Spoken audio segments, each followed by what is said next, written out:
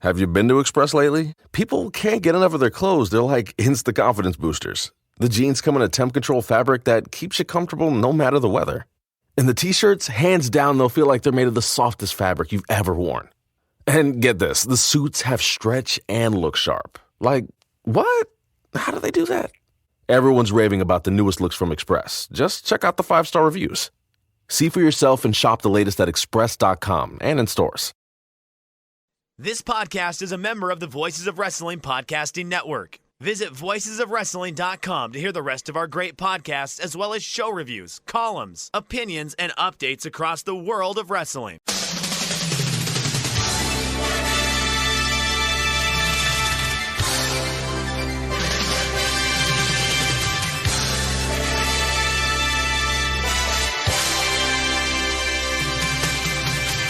Hello everybody and welcome to the Super J-Cast. I'm Joel, joined by Damon McDonald. Damon, how are you, my friend? We are great. It is a lovely time here in the East Coast. Summertime. We're getting a big heat wave, Joel. I don't know if you've heard about that. You probably haven't. Why would you? Who cares? Only I care. I live here.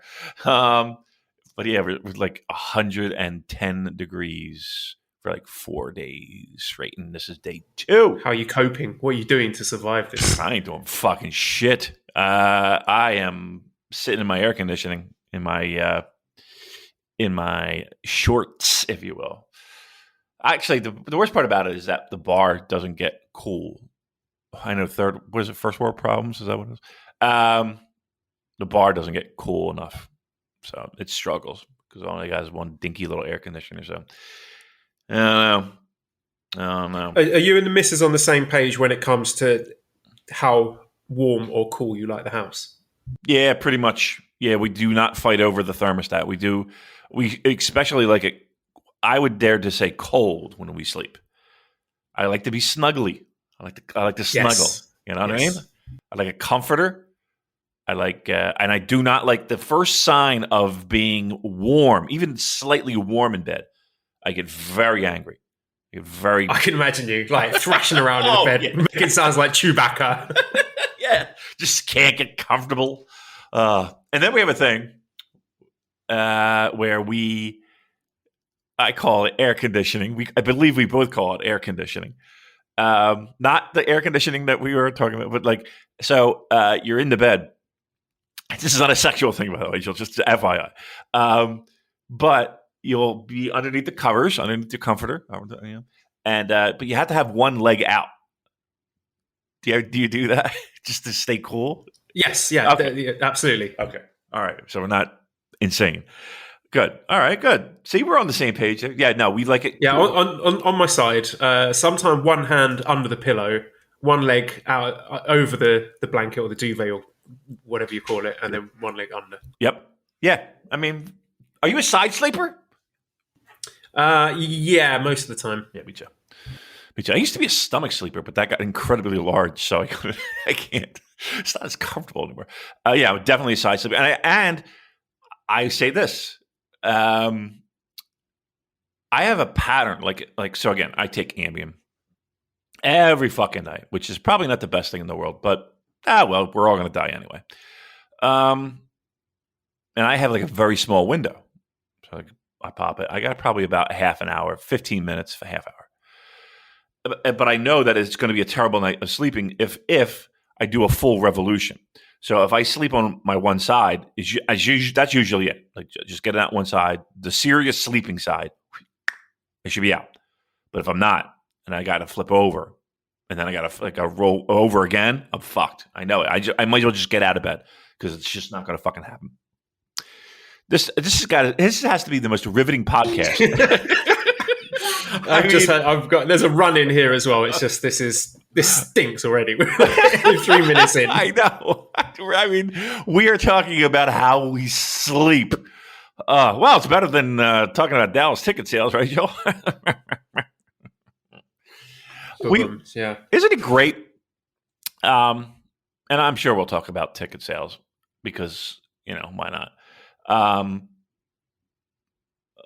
Boy, I wish we did a podcast about a hot product. It would be so great. It would be so wonderful. But actually, we were coming out guns ablazing, as we're known to do, with our sleep conversation. We did do a little checkup. Philly has come on strong. Philly is as I knew they would. I was shocked by the early returns on those ticket sales, Joe. But it looks like they've bounced back. Philly's bounced back. I still have not gotten a ticket, by the way. I'm going to see what I can do to get press credentialed, if you know what I'm saying, because I ain't spending $150 for a ticket. So maybe I had to make some phone calls and see and get turned down. No, man, we're not letting anybody in. Have a word with Chris Samsa, Big Chris. He usually can handle things like that. Oh, is that right? Okay. Well, listen, I thought I could handle it. I don't have a big enough name. Does Chris Samsa have a bigger name than Damon McDonald right now? No, but he's gone through these channels before, so he knows the right people. I'm assuming it's Rocky, right? He told me who it was. Ah. God, this is riveting stuff over here. Let me check my. I think people are more interested about who to get press credentials to from. No, I don't have the message history because we have the free version of Slack, which means messages prior to July 31st are not there. So, God damn it! Sorry. All right. Well, maybe we'll hit him up and ask him. Who do I got to talk to? I think I already talked, but I talked to other people that. Whatever. Who gives a fuck? I'll find a way to get in. I'll break in the building. I don't give a shit. I'll be in there. Seriously, how the fuck am I not going to be in there? I live 10 minutes away. You know what I mean? Like, it's just. But here's the thing, too, Joel. I forgot tickets even went on sale. Like there was. I don't know where I was. But it didn't feel like there was a lot of buzz for tickets being on sale. And maybe there was, and I just didn't see it. I forgot all about it. But then I texted you, and I was like, doesn't look like I'll have any problems. And then the next day I wake up this morning, I was like, everything's gone except like front row. Fuck me. I'll figure a way to get in. But it's 2 nights, too. 2 nights, Saturday and a Sunday. You're going to do both? I don't fucking know, dude. Do I really want to commit myself to that kind of shit? You know what I mean? Because I'm going to be fucking banged up Sunday morning. Right? We know that. I don't know. We'll see. I got to check. I got to check to see if there's a fucking Eagles game that Sunday. That's going to be a problem. Because getting to the 2300 arena, it's right near Eagles football stadium. If there's a home game, number one, if there's a home game, I got to work. Let's check Eagles home schedule. Oh, here it is. 2021. Okay. What is this New Japan show? October blah blah blah. What is it? October 20 something? I'm literally doing a podcast about me if I'm going to make a show. This stinks. Got to check the weather while you're at it as well.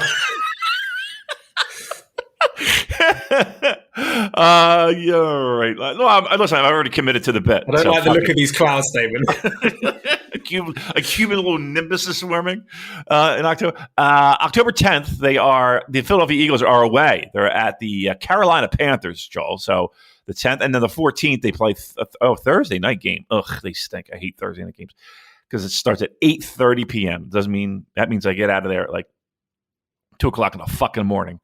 They play those Tom Brady-led Tampa Bay Buccaneers. Fuck me. That's going to be a long night. So, okay, no excuses there. I don't know. We'll see. Listen, if somebody wants to buy me tickets, I'll sit next to them. How about this? How about this, Joe? Buy me a ticket. Buy me a beer. Because the beer's got to be included in it. You sit with me. I'll give you all the dirt on Joel Abraham. I'll give you all his sexual fetishes. I'll give you it all. That'd be great. That's people would be interested in that, right? You get to know. I'll tell you. I'll give those over for a strong 0.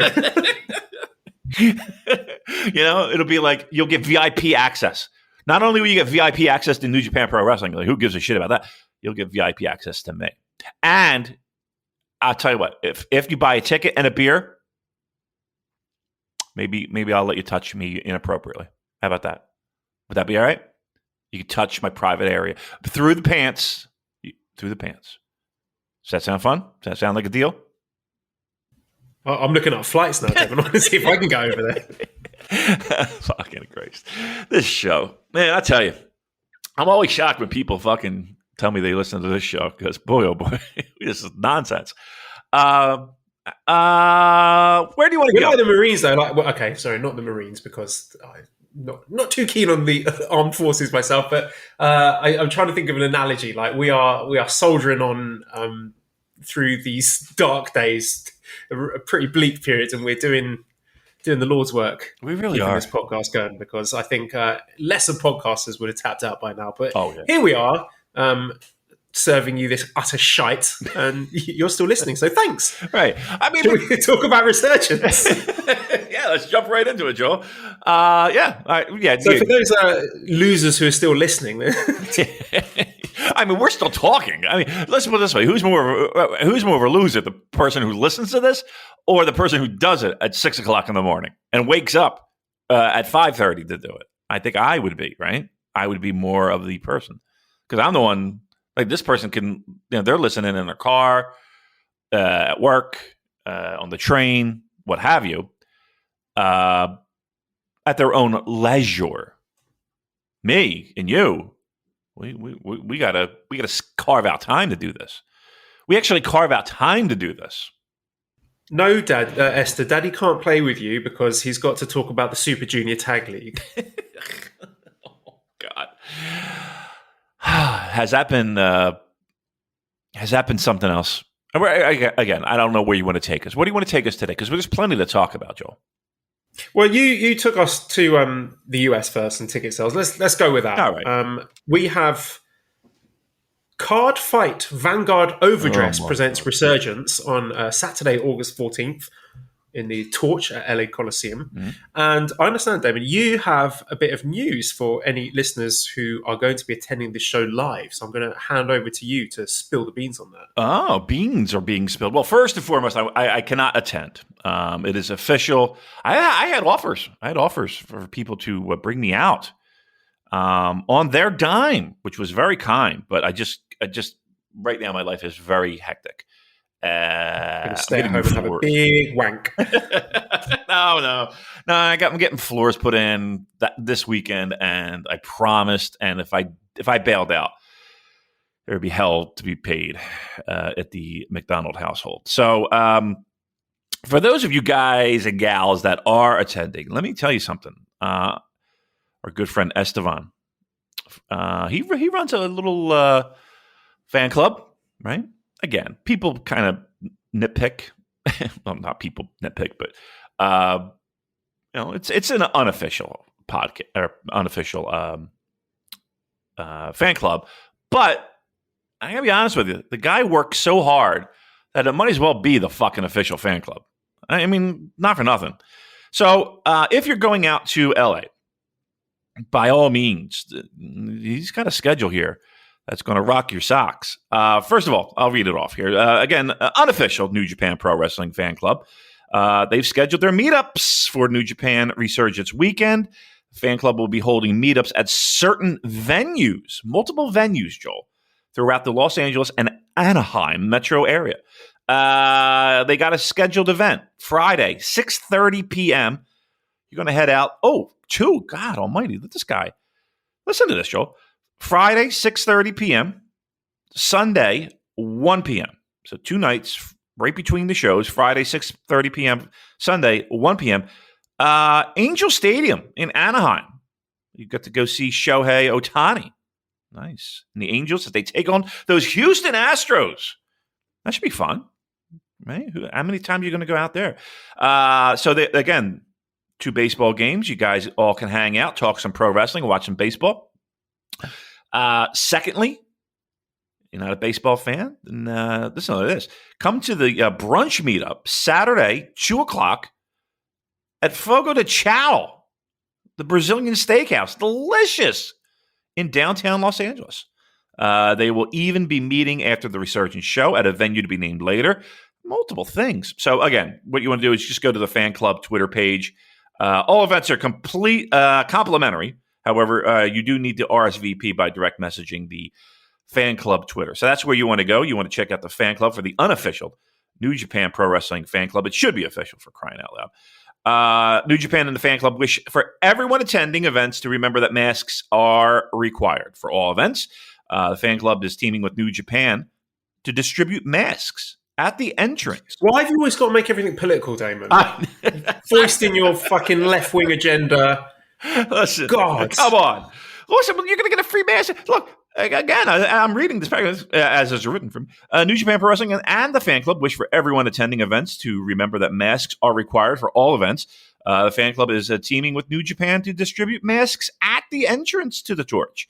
When gates open for Resurgence, come by our table to get a mask and receive more information about the fan club. So listen. Don't let TJP see you. Right, that's true too. Yeah. But that sounds like a good time. Look, they got a lot planned. They got a lot going on. So again, unfortunately, I will not be able to make it, Joel. I will be able to make it. But for those of you going, I mean, that seems like a good time. Get to hang out with some people who enjoy New Japan Pro Wrestling. You get to talk about this great podcast and how great it is, and all that fun stuff. Great brunch. Couple baseball games, so hit them up on Twitter. Again, I say the unofficial, but boy, oh boy, they should be the official. Unofficial New Japan Pro Wrestling Fan Club. Hit them up on Twitter, get all the details. Sounds like a good time this weekend. Certainly will be. Tickets, very, very healthy sales there. There are, according to WrestleTix on Twitter, there are only 4 tickets left. What? Yeah. So they have done a tremendous job shifting those. So 2,248 tickets sold so far. So I'm so excited about getting 5,000 fans in there screaming. If you're going, please just make as much noise as you can. And when you just like yell, just go fucking mental. Make as much noise as you can because I need to watch a New Japan show that has a noisy crowd. Gosh, when's the last time we got a noisy crowd? Noisy crowd? Think about friggin'. Was it Nakanishi's retirement? Was that the last time we had? Yeah, you're probably it's right. Wild, isn't it? Or that, or Tiger and Tori. Yeah. We are going to be opening Resurgence with, so we're 2 days away from the show, we're Thursday, Friday, and the show's on Saturday. A dark match, 7:30 p.m. start. Participants to be announced. So thanks for that, New Japan. Yet to announce a dark match. First match will be the Alex Coughlin Open Challenge Series. Alex Coughlin taking on Carl Fredericks. Yeah. So this should be a really good one. You know, these are the showcase of 2 of the prime talents coming out of the LA dojo.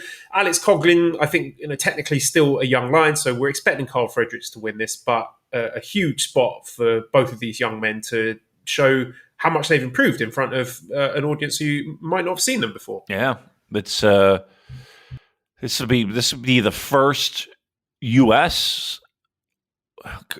in front of crowds for those guys, right? Don't you think? I'm almost certain, right? Well, Cole has worked a few indie shows in front of fans. Right. I'm talking under the strong banner. Yeah. Yes, that's correct. Oh my God. Yeah, they gotta go berserk, this crowd. I hope so. They will.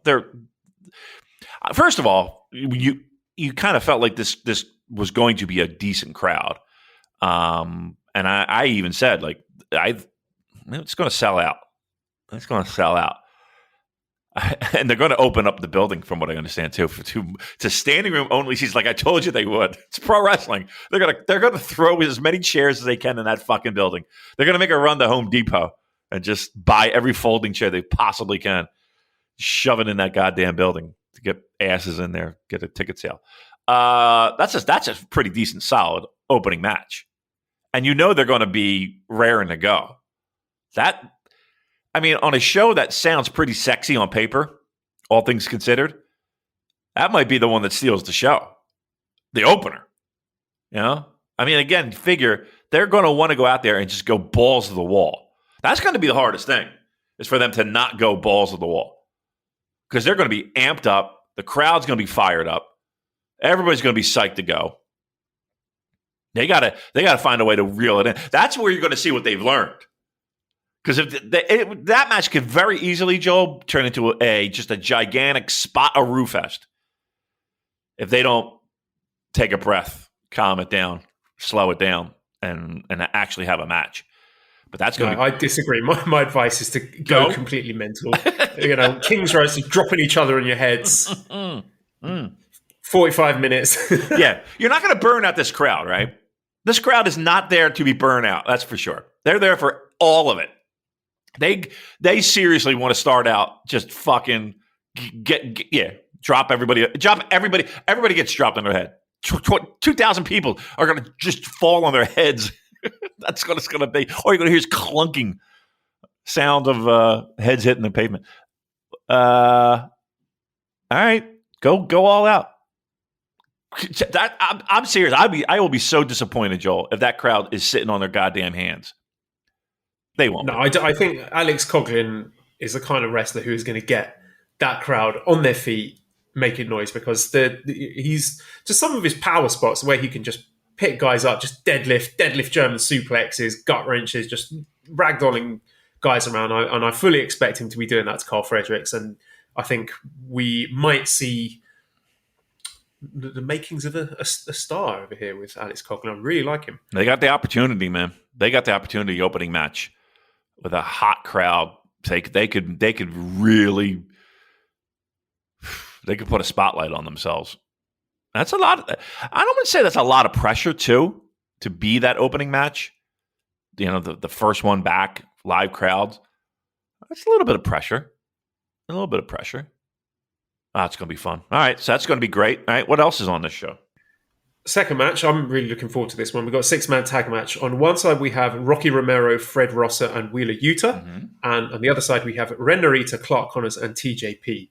So these kind of matches are often my favorite part of Strong. When you have the, not necessarily young, but those hungry guys who've got a point to prove.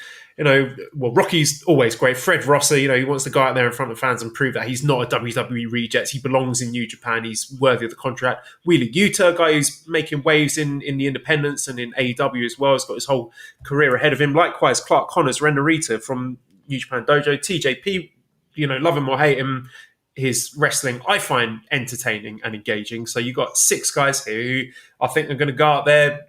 Probably not, this is not going to be the longest match. Maybe, 12, 30 minutes, but I think they could really put on an incredibly fun, high-paced, high-flying match here. I think it's going to be great. Yeah, everyone can shine.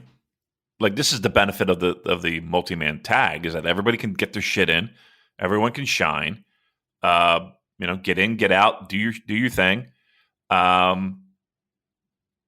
This is the match.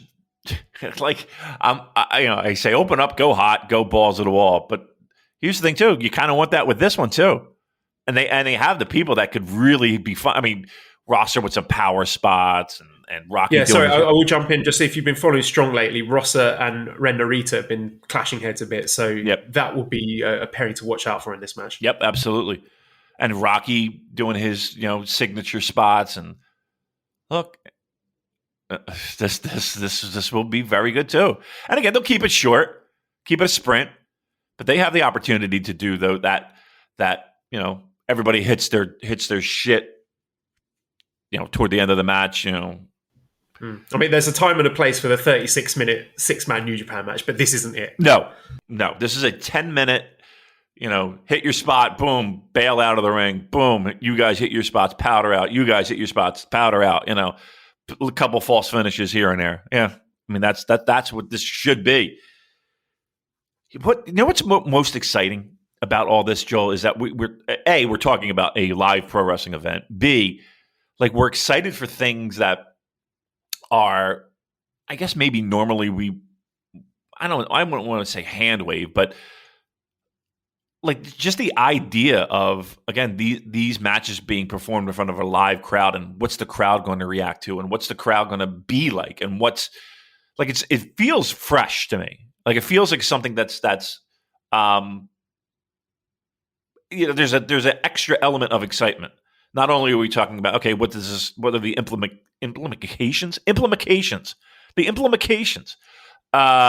implications for Strong and all the storyline stuff. Fuck all that. How are live crowds going to react to these guys going at it? And again, how are they going to pace a match, and how are they going to control the crowd? And it's interesting. A lot of these guys haven't wrestled in front of a live audience in fucking months. It's going to be interesting. All right, what's next?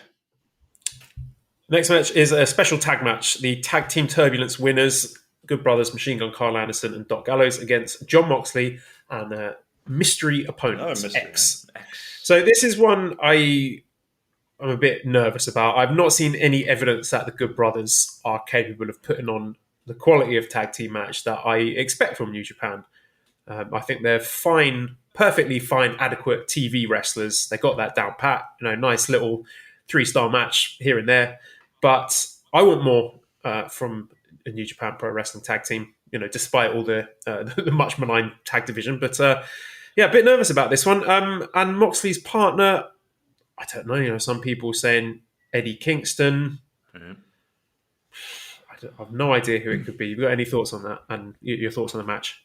I mean, it would be cool if it was just like a one-off guy, And Eddie Kingston would be fun, wouldn't it? That would really pop the crowd. I think the crowd would love that for him to show up. And the story's there. The pair of them have got history on AEW. That would be pretty spectacular, right? I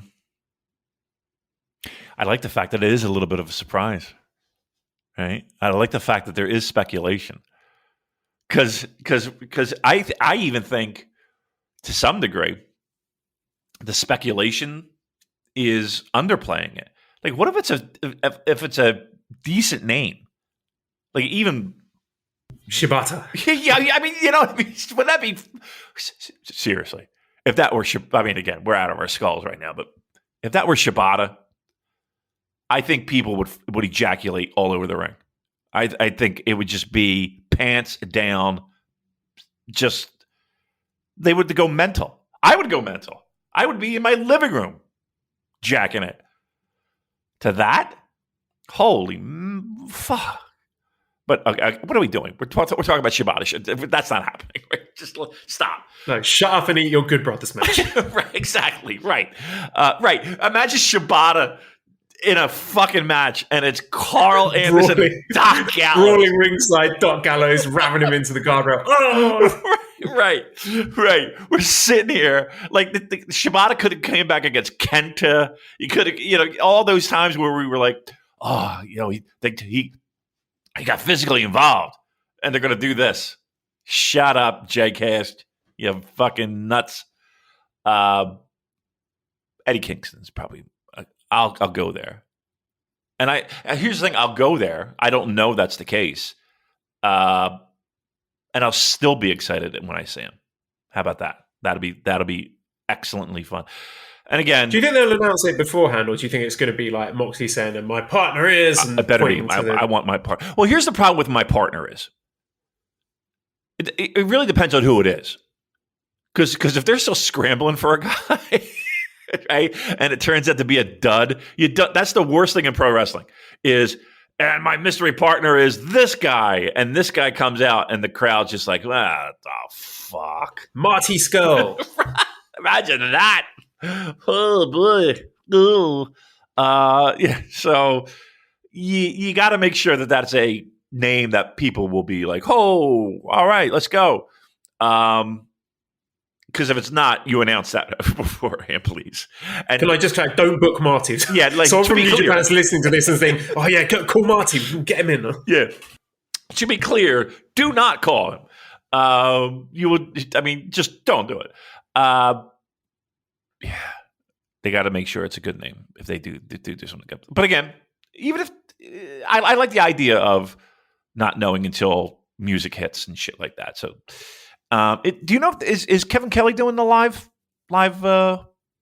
broadcast from there? I don't know off the top of my head. I don't know either. I might have to hit him up. Say, hey, get me in 2300 number one. Is it the artist formerly known as Aiden English doing comms for this one as well? I forget the fella's name. Let me look it up. Do you know who I mean? No. What? So he used to wrestle in WWE. Oh, yeah. I don't know. I don't know what his name is now. I don't know. I don't Aiden English. I mean, who's commentating on New Japan show? I think so. Are you sure? Are you high right now? How many edibles did you take before you fucking did this show? I Google it. I mean, listen, I don't know. Googling it, but no, you got to look it up. No, you've committed to the bit now because I don't know what the fuck you're talking about. But you got to save yourself. I don't have a life preserver on this one. I can't throw you a fucking life jacket. Yeah, Matthew. I'm sorry, I don't know how to pronounce his name. Rewalt at Drama King Matt, and yeah, he's been doing some stuff with Impact. Okay. I'm doing scrolling through his. He's doing this show? Yeah. With Kevin Kelly? Uh, Like, I would text Kevin Kelly right now, but like, it's 6 o'clock in the morning, and I'm sure the last person he wants to hear from is me asking, hey, is he doing your commentary? I don't know if he's taking it. I think he was doing it alongside someone. Yeah. Oh man, this is such shit audio. I'm sorry. No, it's great. I love it. I'm just scrolling through his Twitter. I don't know what's going to be the fastest way for me to find this out. Maybe I'll ask someone on the Voices of Wrestling Slack. Is there somebody up at 6 o'clock? Oh, well, again, it's different time zones, of course. Okay. Is Aidan English doing comms for Resurgence? I always spell Resurgence wrong. Oh, me too. I can't spell anything. I sometimes well, never mind. Okay, yeah, okay, here we go. Fight TV, Kevin Kelly, Alex Kozlov, and this fellow, Drama King Matt, on the English call for a world-changing night when it comes to New Japan in the US. So yeah, we're gonna have a 3-man Kevin Kelly and Kozlov and Match Rayward. Okay. Oh, listen. That's a 3-man booth that I never thought I would hear, but all right, let's give it a shot. What the fuck? All right. What do we got? Fourth match?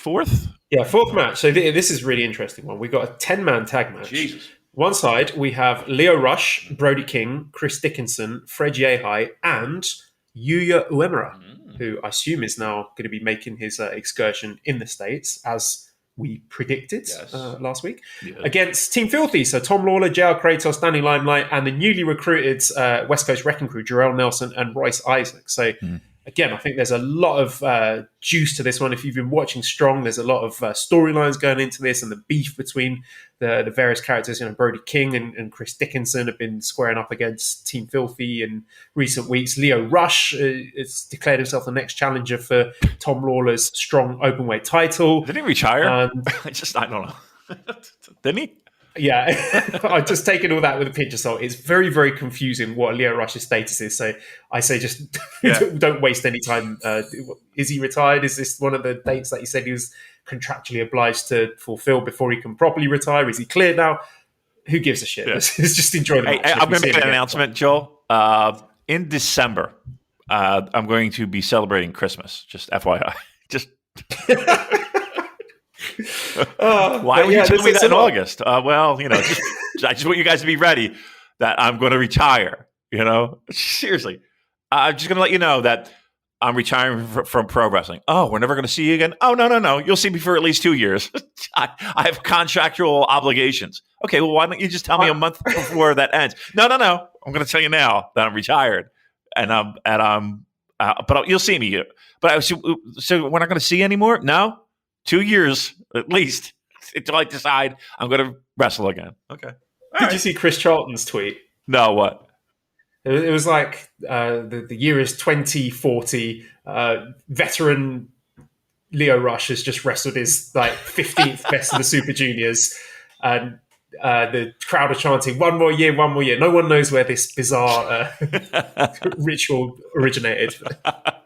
Chris with the little... I don't know. This is serious, right? Because Leo Rush said he couldn't. His shoulder was so painful that he couldn't pick up his child, couldn't hold them. Right. But I tried that excuse with Malia. She wasn't having it. You know, Esther's walking out crying. I can't. My shoulder. You know, I've retired. I got my contractual obligation. Just pick up that fucking child. Yeah. I can't imagine it going over very well. But isn't that the weirdest thing? It's like I'm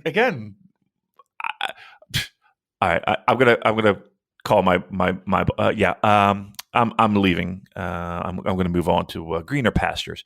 Oh, well, Damon. So this is your 2-week notice? Oh, no. This is my 2-year notice. No, I'll be around. 2 years. Yeah. 2 years. 2 years. The fuck. All right. Well, and then every single day you come in like, this. Yeah, I got through such a really awkward. I gotta start slowing it down a little bit because 2 years from now it's going to be fucking ridiculous. We've got to cherish this time we have together. Yeah, Joe. I just want to let you know I'm retiring from the Super JKS in 2 years. We'll have a countdown. Lucky if we make it past fucking October, my friend. Hey, speaking of which, 2 kids. 2 kids. Are you excited? Terrified. Yeah. Absolutely terrified. Yeah. I keep trying to tell myself, when Esther's running circles around us, often quite literally, that this is just the start. Yeah. This is easy mode. Yeah. Oh. My only saving grace would be I'm praying that by that point things are a bit better in Bangkok and things have opened up a bit, so we can go out, maybe get a nanny or someone to help us.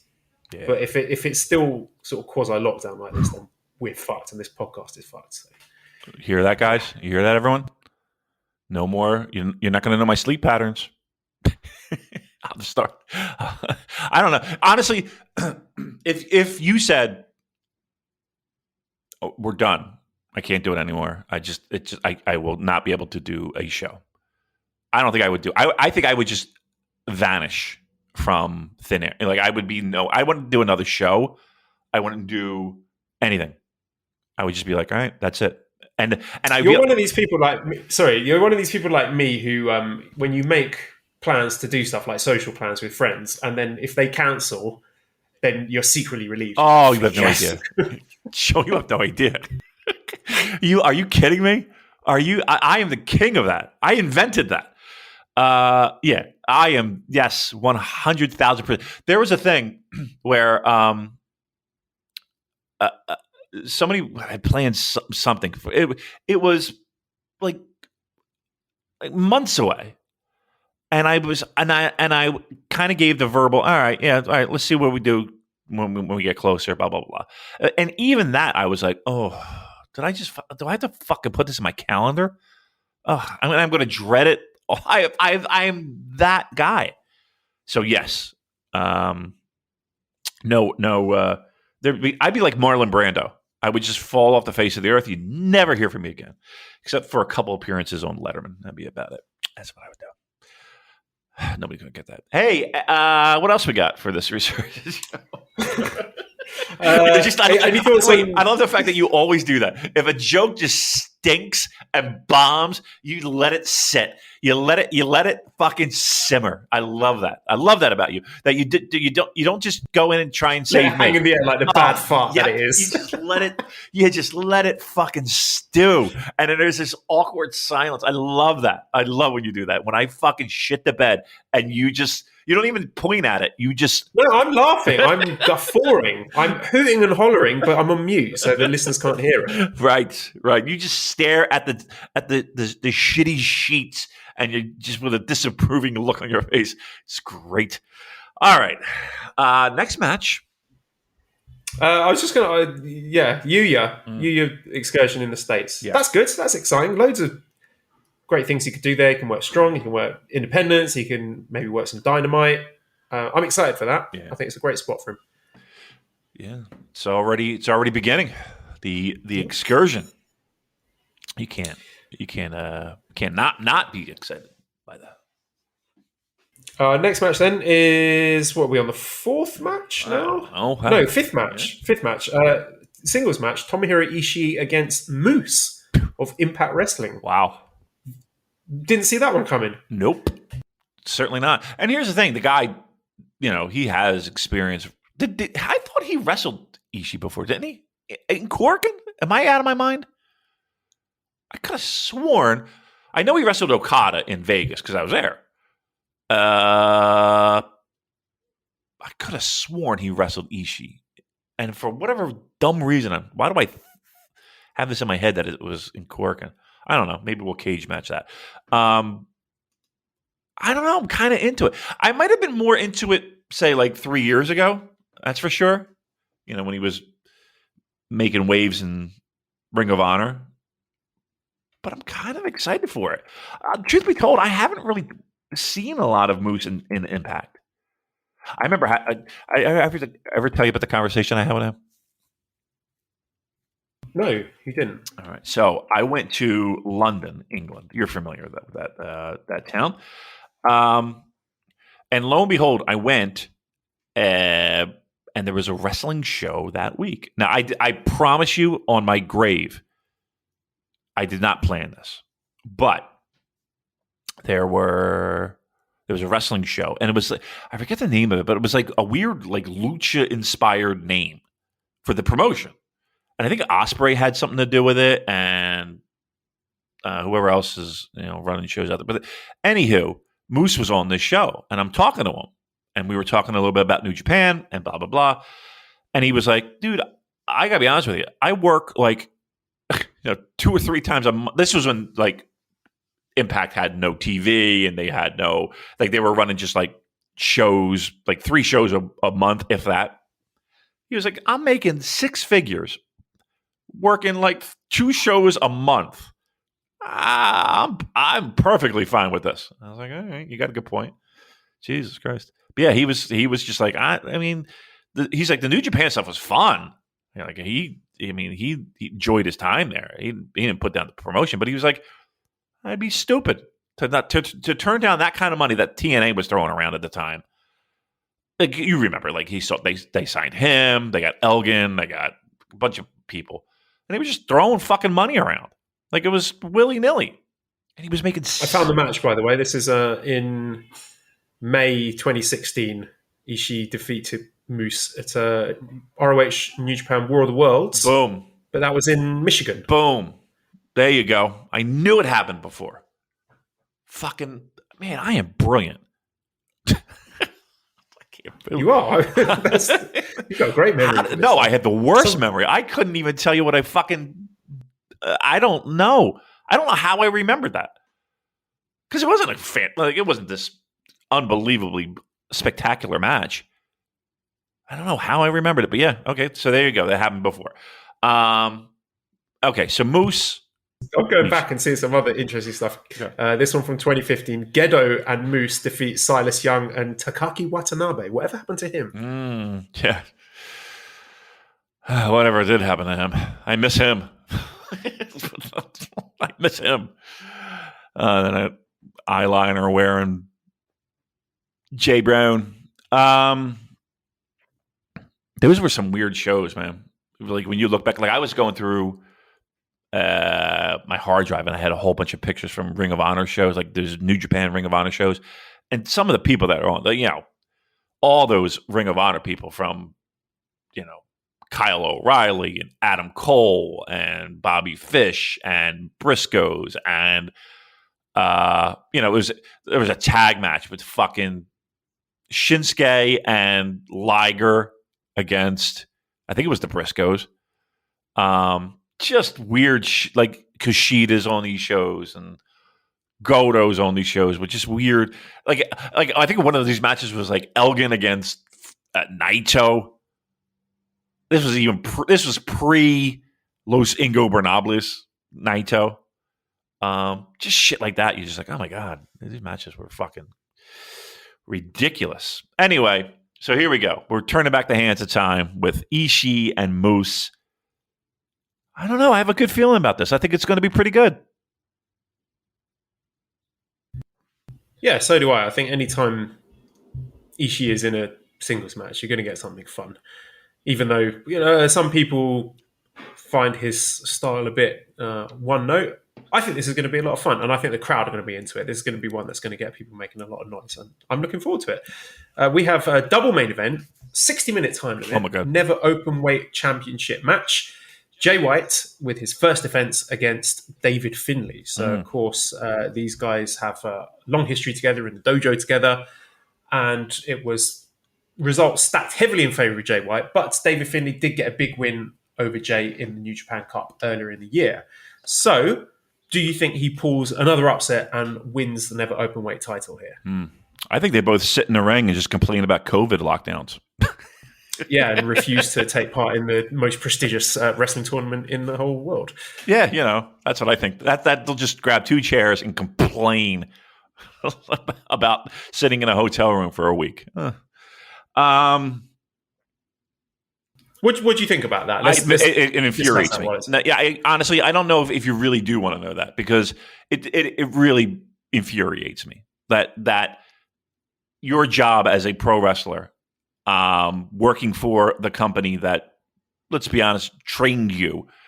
And again, we're a lot of assuming here. I have had no conversations with any of the parties involved here, but if we are to believe that there is an issue with traveling and the inconveniences of COVID, and you're going to complain that you don't want to be in G1 because you don't want to quarantine, because you have no problem wrestling in Texas where they don't even have fucking hospital beds at this point, and children are dying.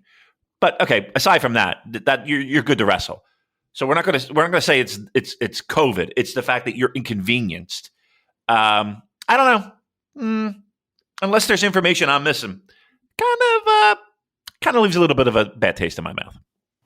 Especially for someone like, again, we don't know the circumstances, but someone like Finlay, who has been knocking at the door for years and desperate for opportunities, gets that big break. Huge win over Jay White. I think it was a Korakuen Hall in the New Japan Cup.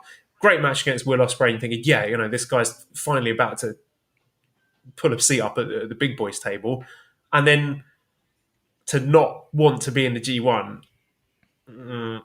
I don't know how wise that is. And look, here's the thing. Like, I know that the whole story of some people went to the airport, they tested positive, that meant they had to stay. And trust me, I get how that could be a fucking monkey wrench in life. I get it, and how much of a pain in the fucking ass that had to be.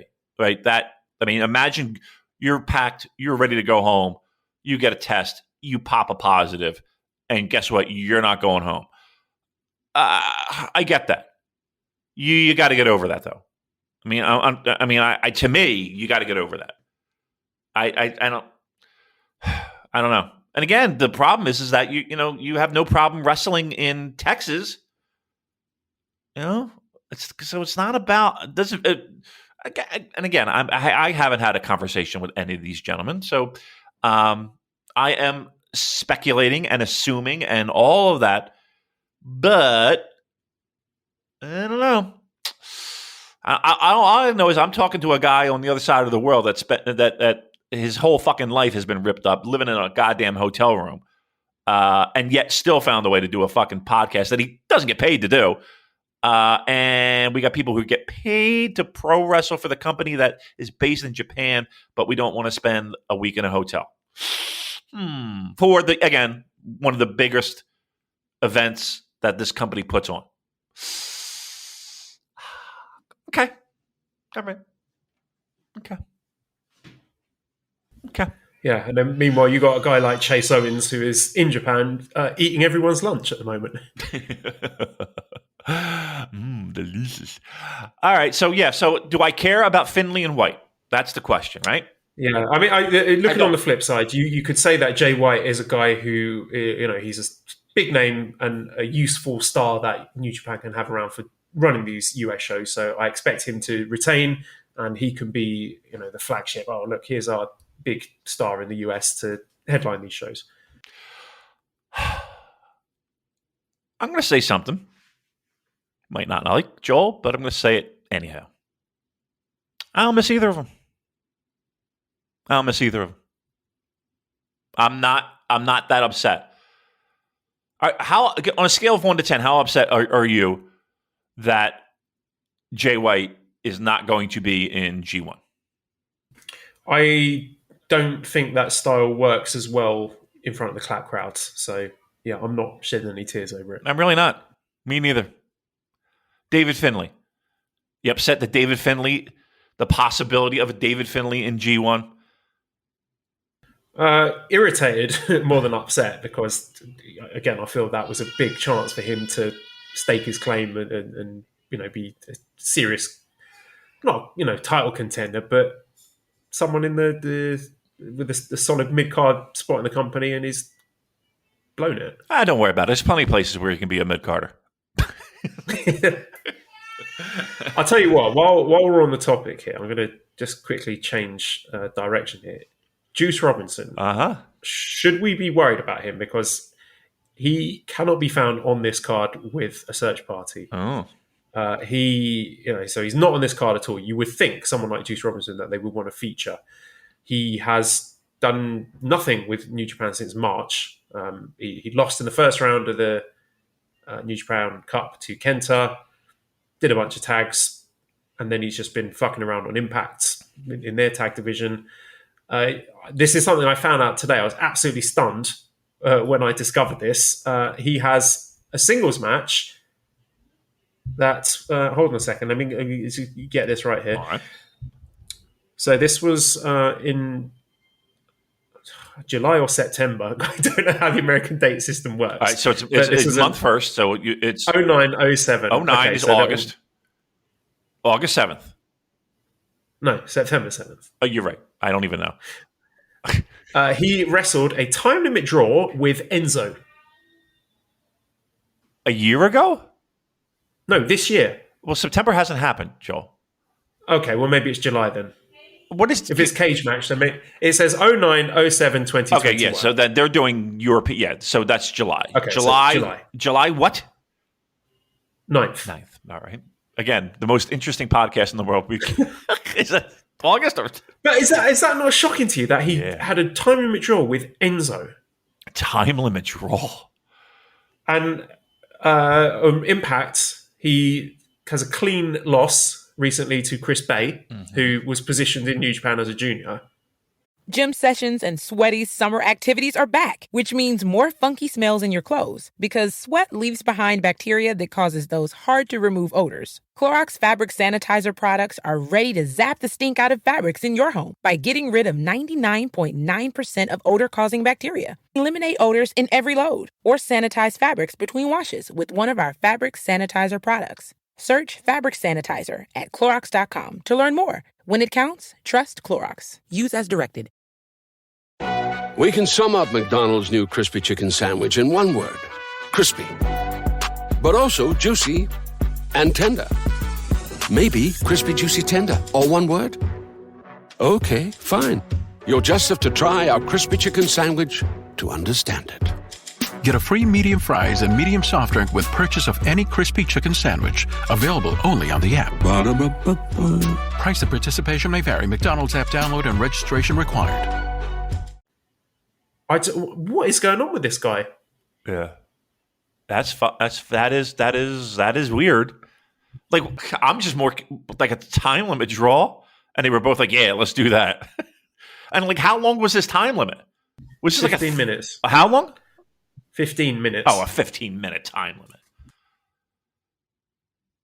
Well, I gotta be honest with you. If I'm Juice, I'll be like, I'm not fucking lying down to Enzo. And I bet you Enzo was like, I'm not lying down to Juice.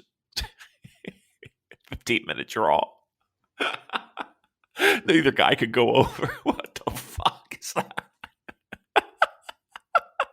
How far he's fallen, man. There was a moment, after that, the match he wrestled with Jay White, the US title one in the States, and it's just like, wow, this guy's a fucking star. And then it just seemed, I don't know what went wrong. Last year's G1, he was not good. Some people said he was out of shape. Lost his big spot on Wrestle Kingdom with a supposed orbital injury. I don't know. It doesn't look good for Juice, does it? It feels like he's getting lapped, right? Feels like he's getting lapped. What do you mean? Are you trying to tell me the Blues Brothers ring attire that didn't put him over the top?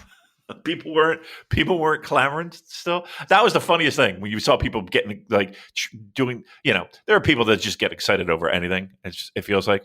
I mean, and the criticism could be we don't over anything.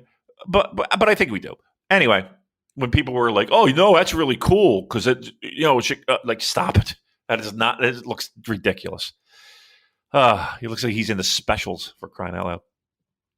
Little circling back to this, Jay White, David Finlay, don't really care.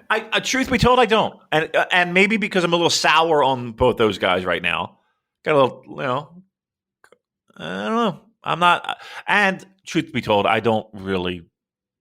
It doesn't do anything for me. It could be a good match. I bet you'd be good. It better be good, because to me, this is kind of like a do or die for at least one of those people in that ring. Let's put it that way.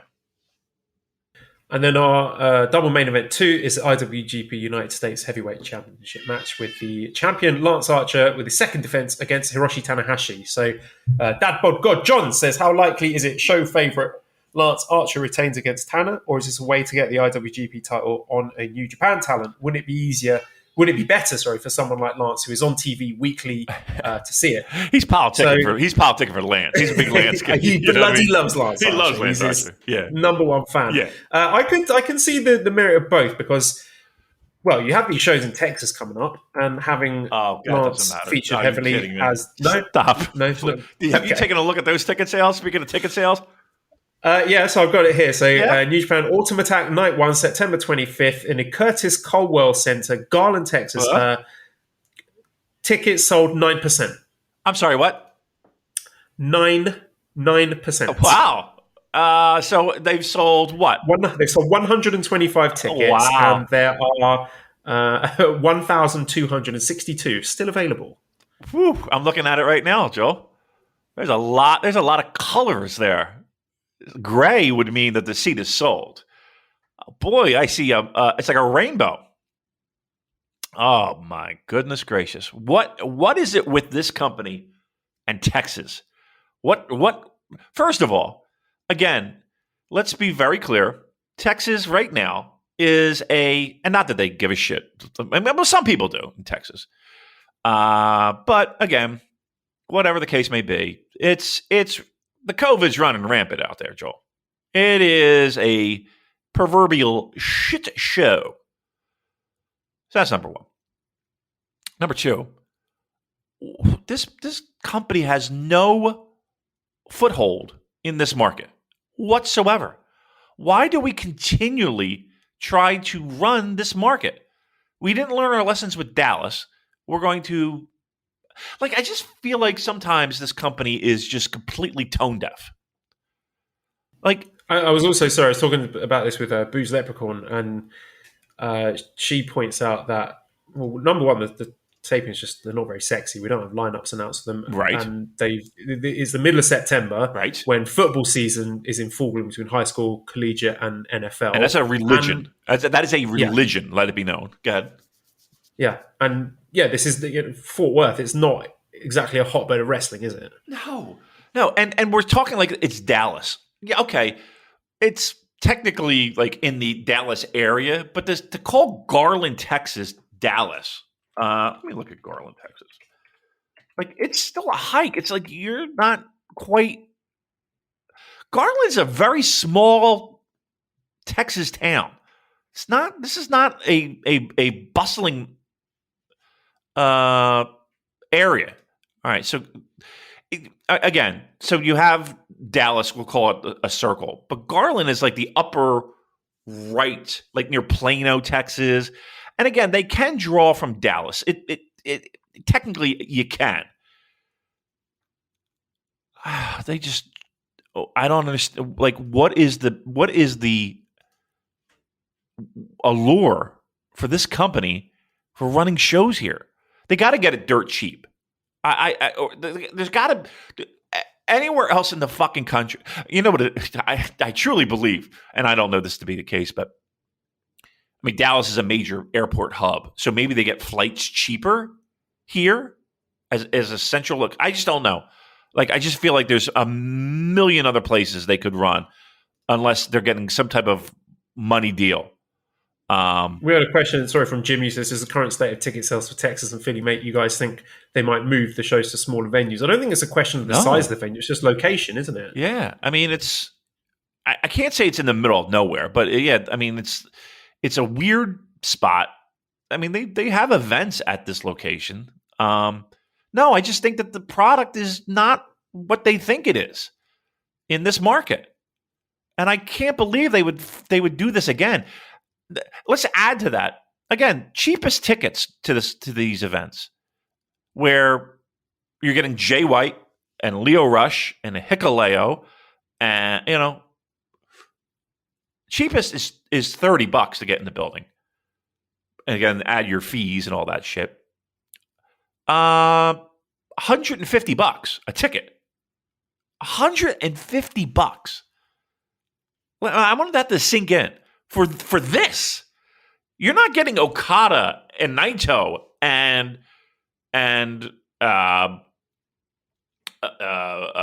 Ibushi or Shingo, or you're getting Leo Rush, Hikuleo, and you're getting this with no TV, right?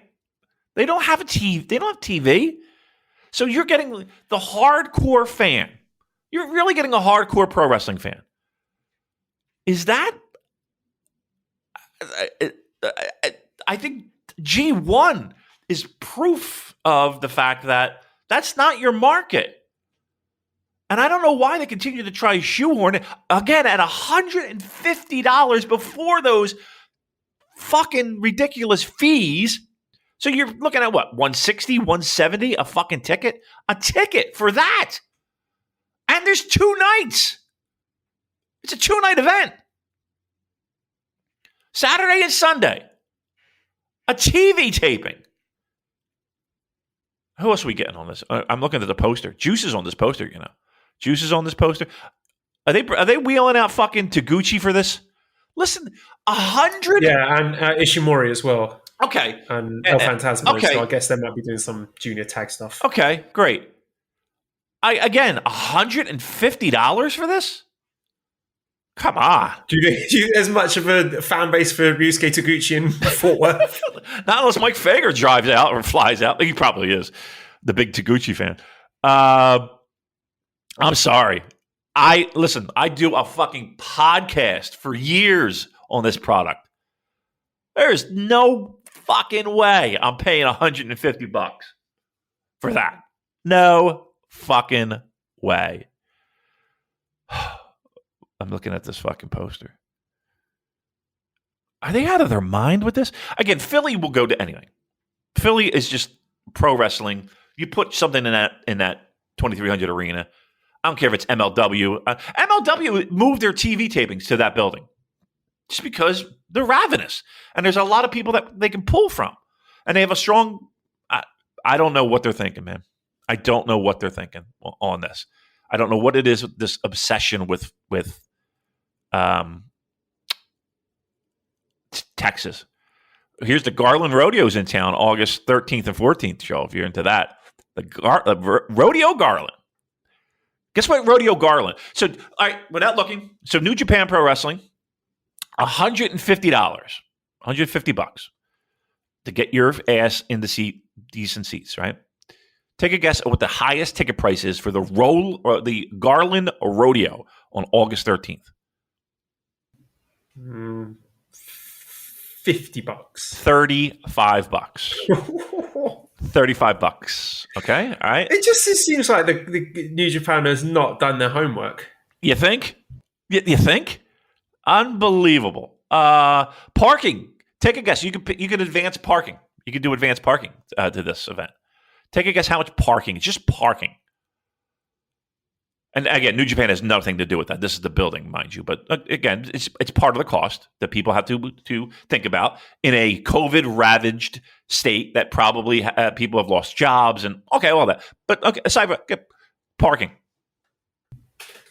$10, $20, double that. Okay, double that. All right. it's expensive. So if you want to go see the Moto Extreme Circus, Joel, the Moto Extreme Circus, again, it's a BMX and motorcycle freestylers, and they're doing all kinds of stunts on these big dirt hills. You got the nuclear stunt girls. You got all kinds of shit, like motorcycles jumping over fucking big things. It looks like a big fun time. Take the kids. Give me and here's the thing: there's only 96 tickets left for the Moto Extreme Circus. Give me a price range. Give me what you're paying to go see the Moto Extreme Circus. 40. 10 American dollars. All right. So my point being is this. They may have priced themselves out of the Garland, Texas market. They may have thought of their brand as a little bit more than what they actually are. And this is... Sorry, I don't really understand. Could you do one more example, please, just so the listeners can really get it? Really going to sink your teeth into what's going on? All right. I'm joking. Really? What did you think? My point was interesting? No, you didn't think I made a valid point here. The dead horse is well and truly flogged. All right, very good. All right. Sorry about that, everyone. But yes, you get my point. So Tanahashi versus Lance Archer. I could see. Okay, so no, I can no longer see Lance Archer winning. You get to still have the title featured on Dynamite. Yes. And you get to promote matches on Dynamite. Yes. But on the other hand, Tanahashi winning it and bringing it back to Japan would give them one more singles title because there's no really. What's Tanahashi going to do? What's Tanahashi going to do with the fucking with that title? Are we filing this under don't care again? Not that I don't care, but I mean I think. My point is this: why would you put the title on Tanahashi to bring it back? Like for what? So they can do what with it? Because here's the thing: even during G1, you could have that title defended here in the States, and it is the U.S. title. I don't think Tanahashi wins this. Do you? Again, I just think it might be a useful thing to have for the night one of this MetLife Dome show. They just seem to be struggling for stuff to headline B shows. It is a summer struggle. It is a summer struggle. Yeah, no kidding. for all of us. Let me ask you a question from Jamie. Says, which match are you most looking forward to? Lance versus Tanner or Jay versus Finlay? Lance. Definitely. Definitely. Yeah, I agree. Daniel Warren Johnson at Daniel Warren Art says, I'm a little miffed that in order to see live English commentary for Resurgence, it will cost $20 on Fight. What? I realise New Japan are hurting for money right now, but it feels cheap to me. Time out. What are you saying? Are you telling me that I got to pay money for this? Apparently, if you want live English commentary, then it's only on Fight. I don't know if it might be delayed before it's put on World. I guess if you're watching on World, then you can get it live, but Japanese commentary. Okay, I'll watch Japanese commentary. I'm watching it live. I mean, seriously, really? Fight TV has to get involved with this? Ugh. And by the way, there's no way I'm paying a fucking dime to Fight TV after anytime I got anything from Fight TV, it has been a cluster fuck. An absolute. Did they do Royal Quest and it was shit? Off. I couldn't watch it. The only reason I was sitting there watching it buffer was because Dan was calling me because he was getting physically abused by. No, he was getting physically abused, but he was getting verbally abused by. And emotionally. Yes, by.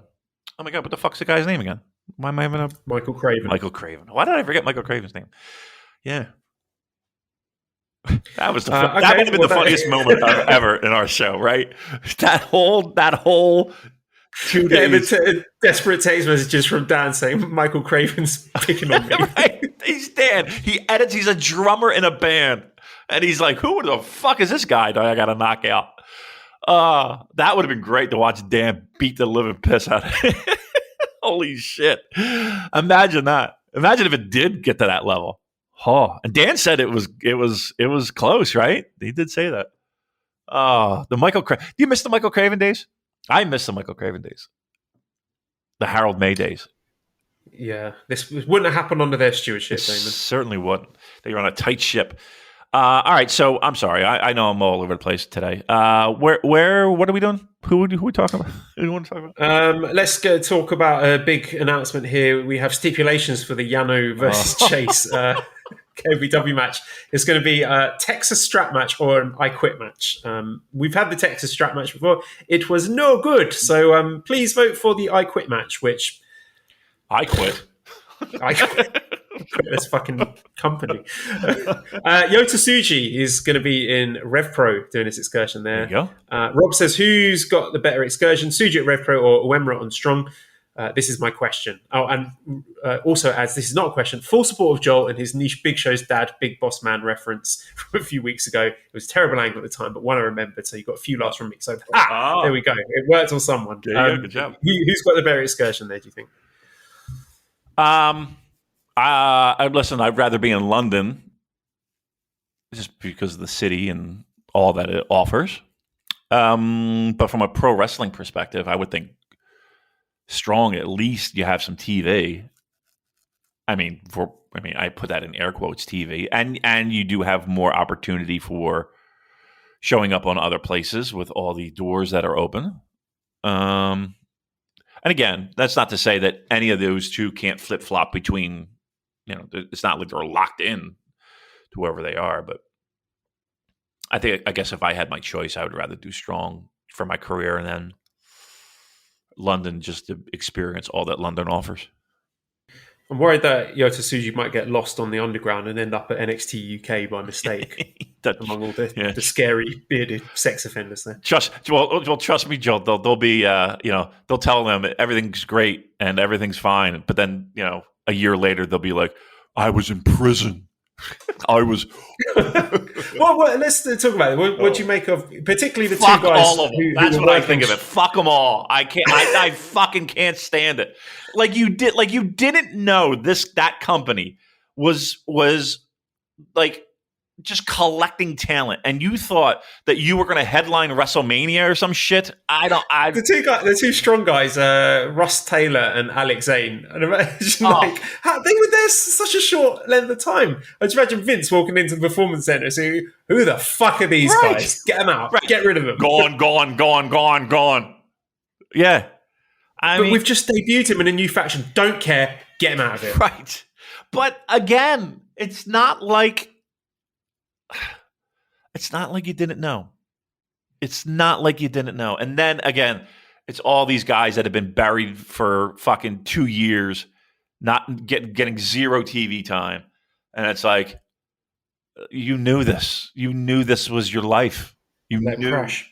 Yeah. It's like, and now you're reinvented, and now the shackles are off, and they're tagging all these companies in their tweets, like not for nothing, you couldn't wait to leave any of these places, but now that you really know your value, you're scrambling around trying to find fucking someone to put you on their shitty shows.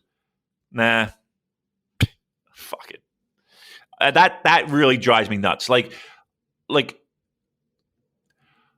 Your responsibility is to yourself to a large degree. If you're a pro wrestler, I believe, you're an independent contractor.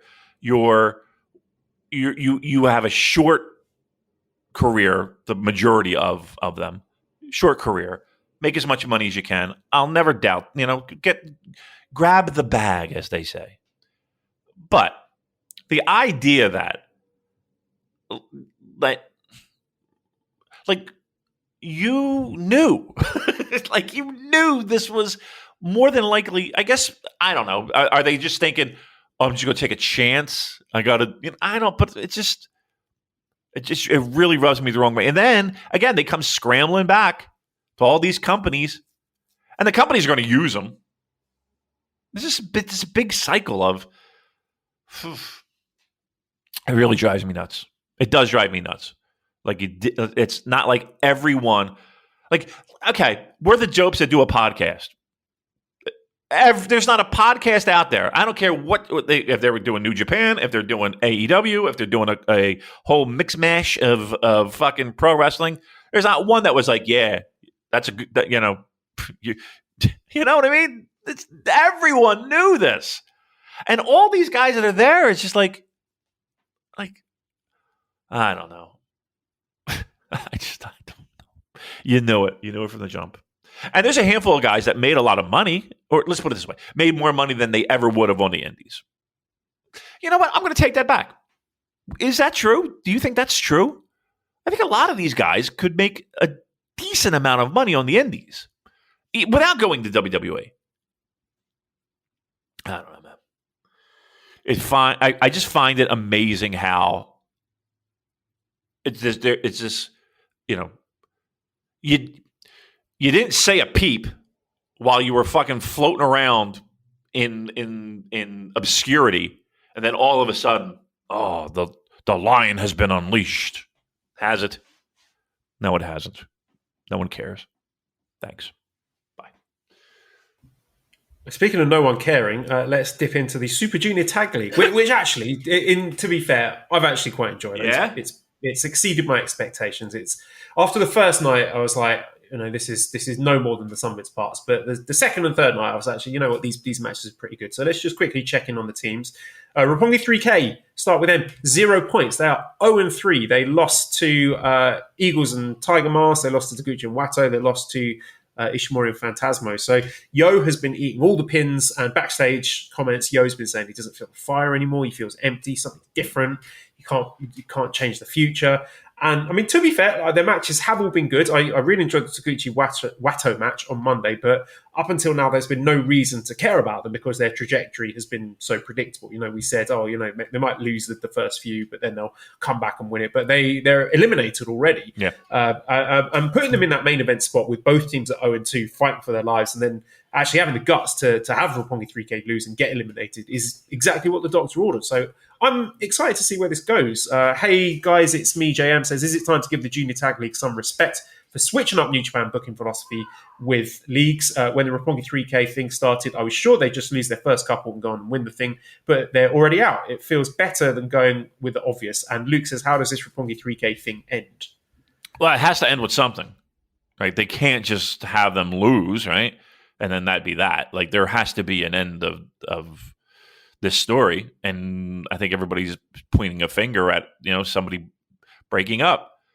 And when you listen to those interviews with Yo, that does seem like he's the guy that needs the fire lit and all that stuff. So, okay, let's do that. Let's do it. In a little bit of a way, though, I feel like they've ran this a little late, but okay, at least we're finally here. Is it gutsy? I mean, it's gutsy in the sense that you're talking about a team that, with all the other teams that are in this tournament, yeah, everybody's like, okay, well, so it's Roppongi 3K again, and they decided to go this route. Gutsy. Again, we're not talking about, a super, important cog in the wheel here. That's gutsy. And I think they probably should have done this about 18 months ago. Exactly. Right. So I don't know. I don't know if I would use the term gutsy. It's a new coat of paint on a team that desperately needs it. But again, it's not like we're talking about Shingo winning the title, right? Okay, then so we also have the team of Gedo and Dick Togo, also on 0 points. They've lost all three of their matches. Yeah. They worked nearly an entire match based around back rakes. I have to admit, I do enjoy the heel versus heel shenanigans matches. So I thought their one with the other Bullet Club boys, Ishimori and Phantasmo, was quite a laugh. I liked it in spite of myself. And they've been all right, Damon. Yeah. They're not bad. I'm not watching. Dick Togo can still go. I mean, the thing is, right, when he is in the ring, when Dick Togo's in the ring wrestling, then he can't do a run-in. So, he can't appear at ringside and choke the other guy with a garrote when he's wrestling in the ring. So, you just meme. You're like that meme, where the guy's like, you can't fucking do this if you do, right. Right. So yeah, they've been okay. And any hot takes on Gedo and Togo? Can I ask you this? I did not see this match. Let it be known, but it's my understanding that there was a Bullet Club interfaction tag team match, correct? Yes. Okay. I'm sure if you shut your eyes, you can imagine exactly I am. I'm doing it right now. Because let me guess. Was there a spot in the beginning where they agree that somebody's going to lose? And then after somebody agrees that they're going to lose, like they're going to just lie down on the mat, they kick out. And then everybody goes, "Oh, what the fuck?" Did that happen?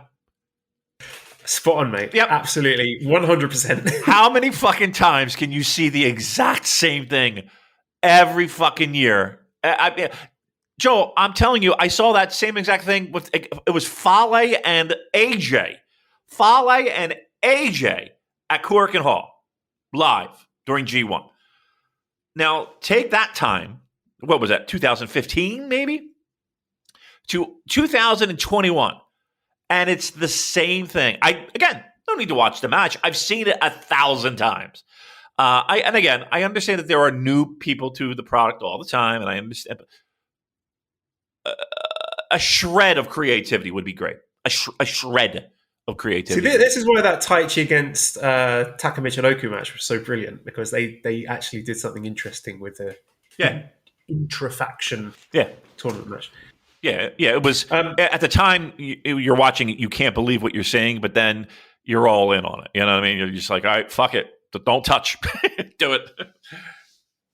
Let's have a look at the Flying Tigers, so the Robbie Eagles Tiger Mask team. 6 points, 3-0. I think they've done a really good job in making Robbie look like the elite wrestler in the junior division. Mm-hmm. And Tiger Mask, to be fair, he's certainly working harder than I've seen him work for years. He's lifting his own performances to match Robbie, which speaks to how much he respects Robbie Eagles. And Tiger Mask, he can absolutely still go. He's able to pull off everything without missing a beat. Right. Because I did have some concerns about that coming back from his diverticulitis. But let's be clear here. Robbie is the star of the show. He's the star of the division. Rightly so. He's so dynamic, so fun to watch. These matches, these wins, it's 80% Robbie Eagles. He's more or less winning them single-handedly, which is the right call. I mean, you get the sense from Robbie that he's wrestling with confidence and pride as the junior champion, rather than just being a participant in a tag league. So I think they are using this tag league as a very strong vehicle to get Robbie Eagles over. Yeah, I mean, if anything, it's been that, which is good. I mean, he's your champion. Let's make him as strong as possible. In a total kayfabe point of view, you're Robbie Eagles. You're the new IWGP Tag Team Champion. They come to you and they say, "Robbie, listen, we have the World Junior Tag Tournament every year. You're familiar with. We would love you to participate. You have your choice of the entire roster, junior heavyweights, to have as your partner. Who would you like to have? Because you and another partner could definitely win." I picked Tiger Mask. What? I'm sorry. What? Yeah, Tiger Mask.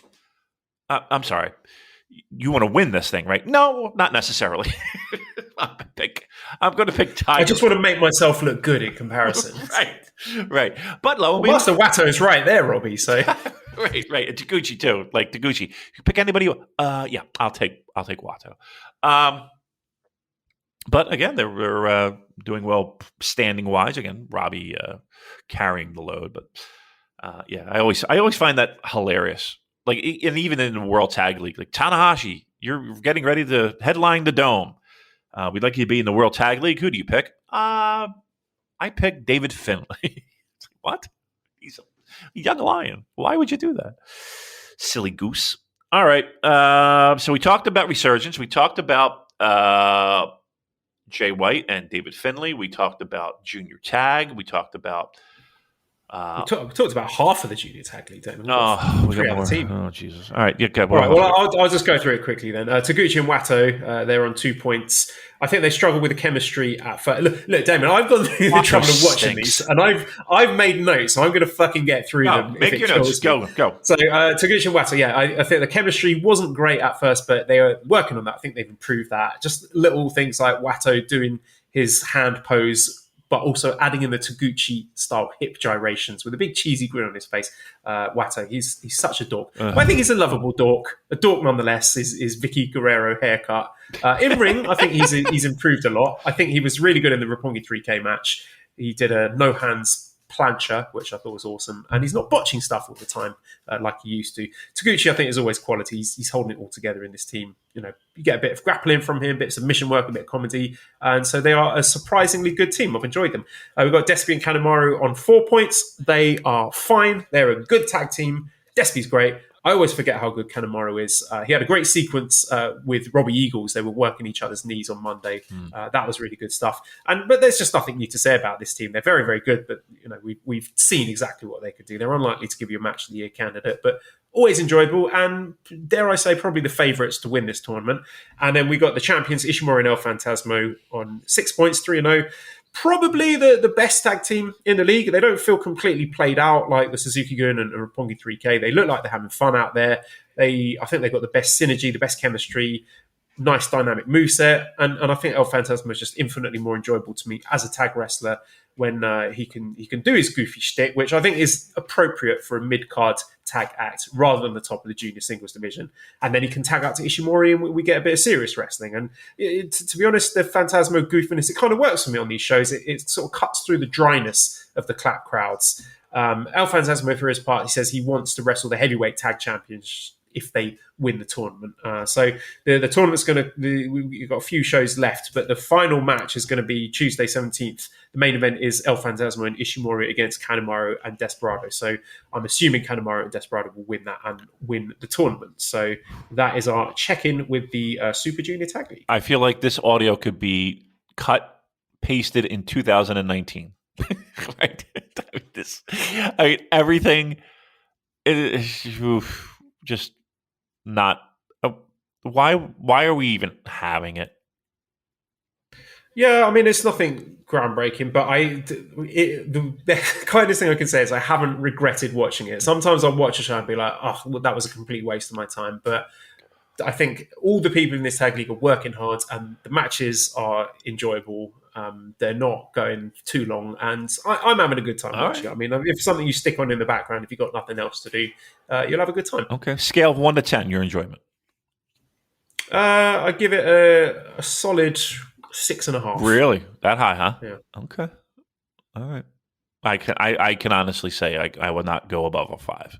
And I might be grouchy today, and I don't know why, but I can't go above a 5. It just feels the same. I mean, again, there's so much. It is the same. There's nothing. Nothing. All right, next.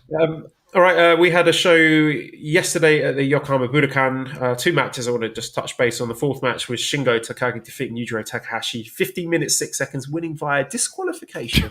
This is your late summer. Hey, remember Yujiro Takahashi as a singles wrestler match. It was mostly fine. Like, if Yujiro is in the G1 again, I'm not going to be doing cartwheels, but he's perfectly passable to make up the numbers. He's, eat 8 pins and be the second match each night. That's okay.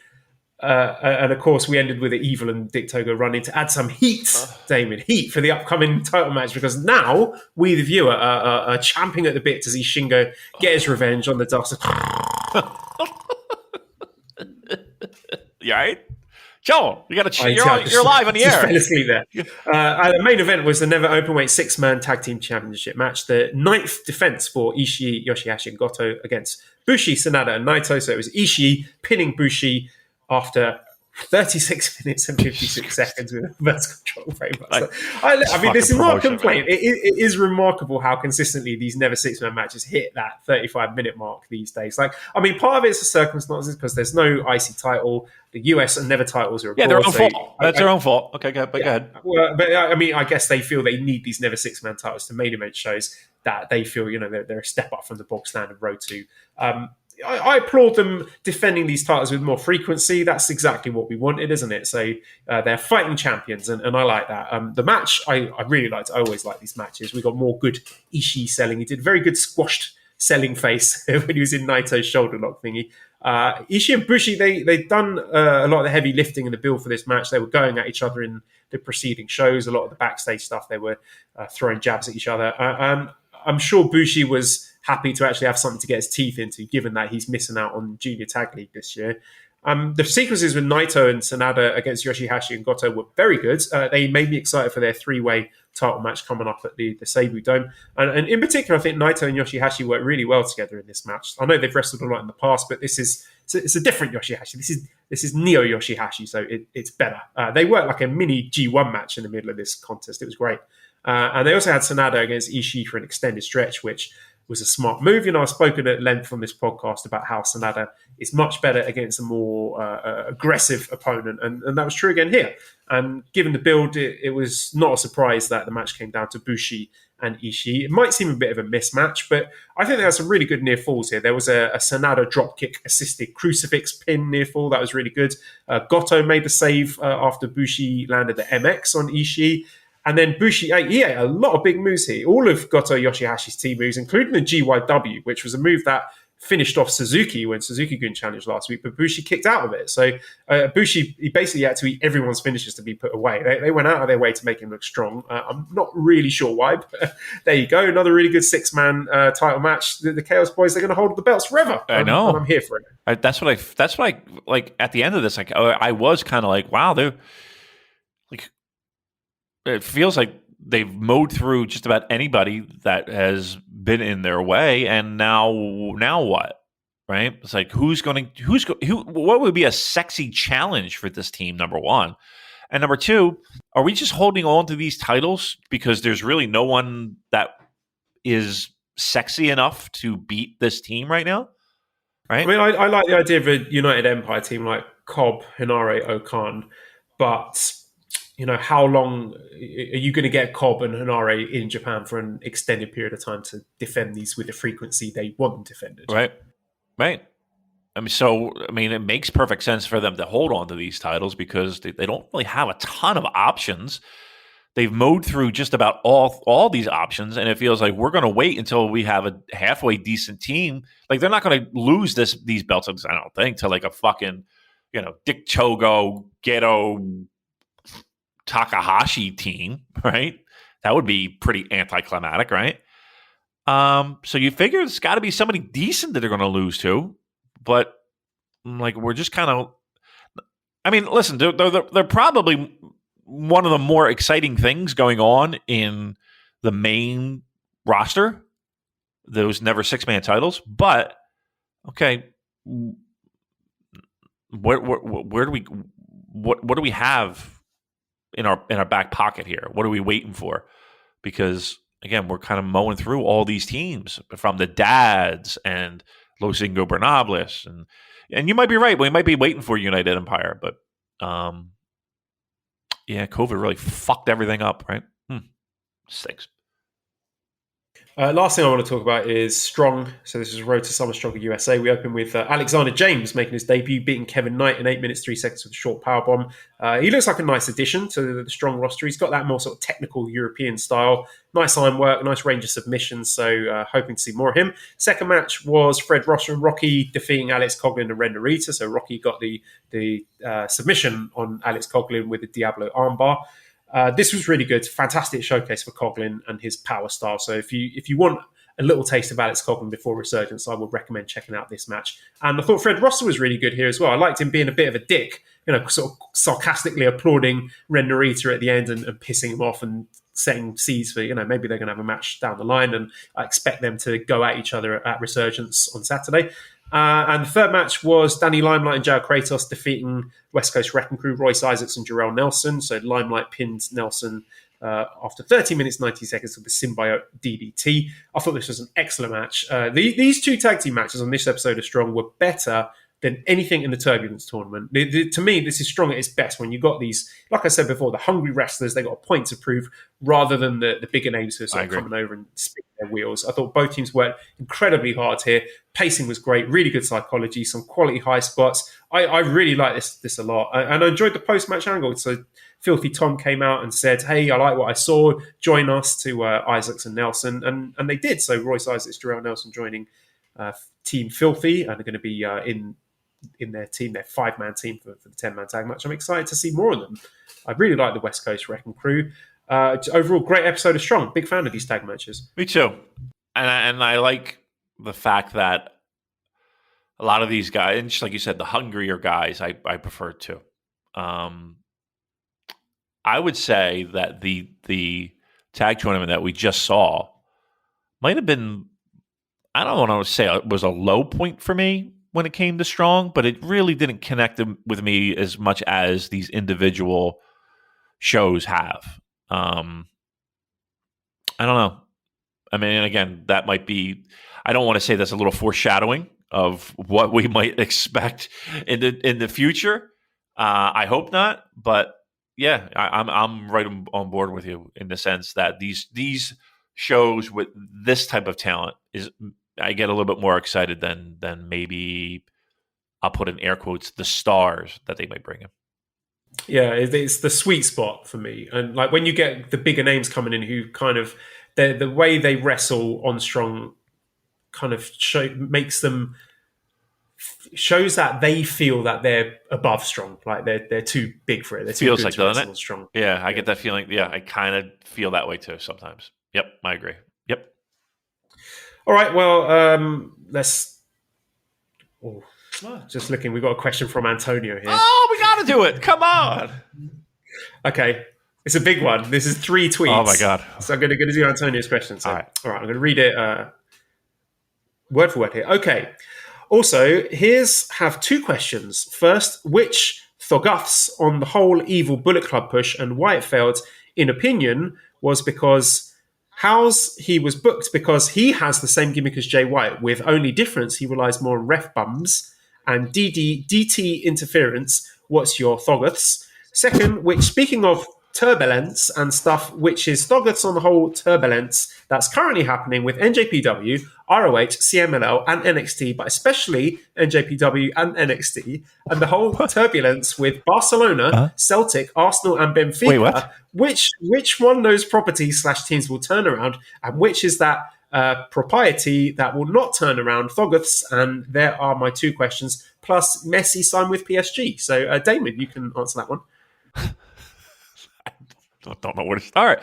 I did see that the signing of Can I ask you a question about Messi?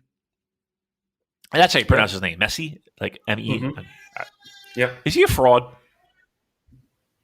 In what sense? Why did you say that? All right, let me say. Correct me if I'm wrong, but the dude hasn't really won much of anything, right? I mean, he's a talent, and he is you could put the fucking ball on the back of the net, but like the teams that he's on, they don't win championships, do they? He's won like an obscene amount of trophies. Maybe I think of somebody different then. Yeah. Yeah, really? Okay. All right. So he's won a lot of championships. He's got a lot of rings, a lot of trophies. Yes, yeah, that's right. With Argentina, he hasn't won that many, but they won the Copa America, which was a big feather in his Maybe cap, that's what I'm thinking of, the international. He's won 34 trophies in 17 seasons with Barcelona. Wow. That's a lot. 672 goals in 778 games. Barcelona's leading goal scorer of all time. Barcelona's leading appearance maker. All right. Well, maybe I'm thinking of somebody else. So what you're trying to tell me he's good? He's pretty good. Okay. Yeah, he's all right. All right. Okay. I'm not really up on my my football. All right. So he signed with Paris, is it? Is that am I did I see it? Did he fuck over? Yes. Did he left and then 2 days later he signs, right? So he didn't retire. He just said, "I'm not playing for this." No. It was never a question of retirement. It was because Barcelona, their finances are fucked, right, and they literally couldn't afford to keep him. All right. Why don't you do a little discount? Do a little. He could have played for free, and they still wouldn't. That would have been illegal. Basically, right. They needed to get rid of him in order for them to. It was a Gretzky situation. Okay. Financial regulations. Okay. All right. All right. Well, good for Paris. I'm sure they're excited to get an average football player, a fraud, in their ranks. All right. Listen. What other questions? Boy. I mean, a vitamin. Evil and Jay White, the same gimmick? No, I wouldn't say that, right? I mean, they both had some outside interference, right? And that was more to get, Jay over as this dastardly fucking heel. I mean, look, I can't say nobody, but I don't think the majority of the people that listen to this show are big fans of the outside interference. It kind of gets, again, used sparingly. everything it has its place in pro wrestling, but it did get to the point where it was an easy hand wave and an eye roll, Antonio. What else is on the docket there, Joel? What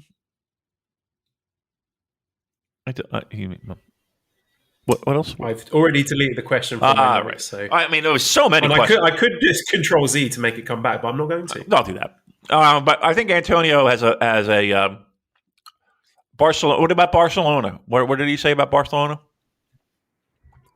Oh, who cares? It was something he listed a lot of teams. There was Barcelona, Celtic, Arsenal, and Benfica. Yeah, what's going on with Celtic? What's going on with Benfica. What's Celtic? I don't know. I don't know. I listened to it on the Guardian Football Weekly podcast this morning, and then immediately that information left my brain. Arsenal, we are looking pretty shit. Yeah, man. And I'm scared. All right, is it going to be another fucking bomber? We finished 8th last season, and I don't think we've strengthened. No. Is there a chance you get relegated? No, I don't think we're that bad. But that'd be so awesome.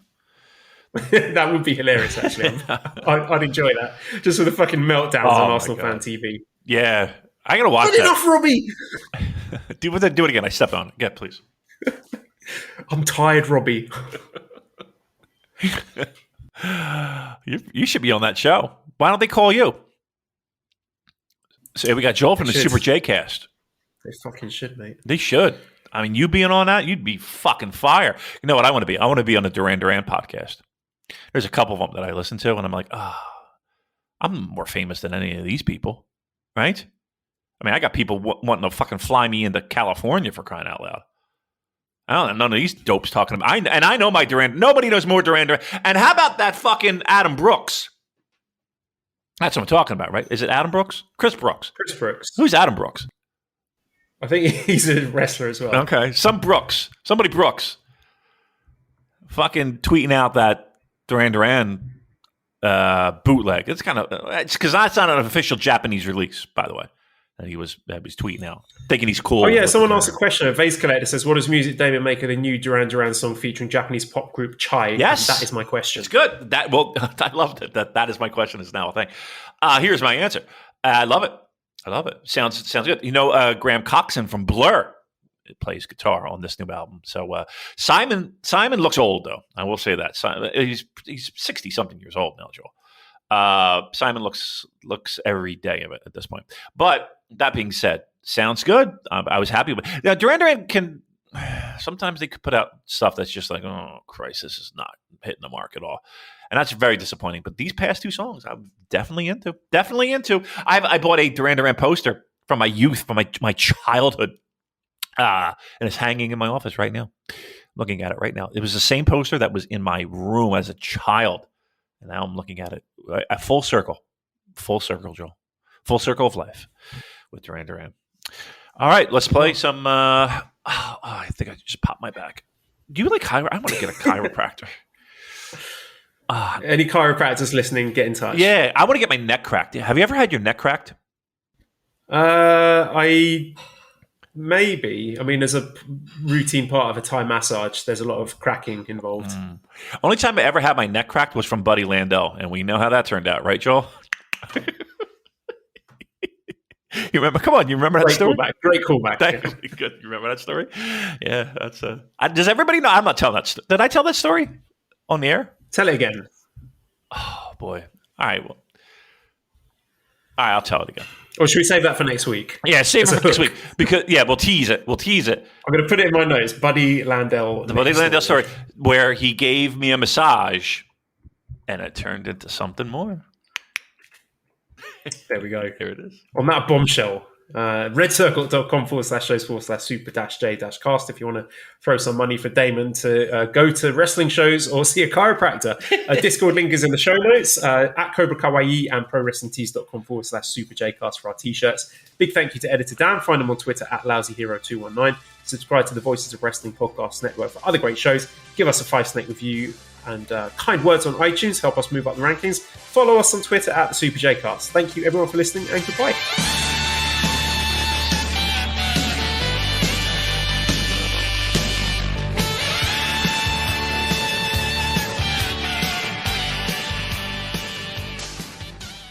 Have you been to Express lately? People can't get enough of their clothes. They're like instant confidence boosters. The jeans come in a temp control fabric that keeps you comfortable no matter the weather.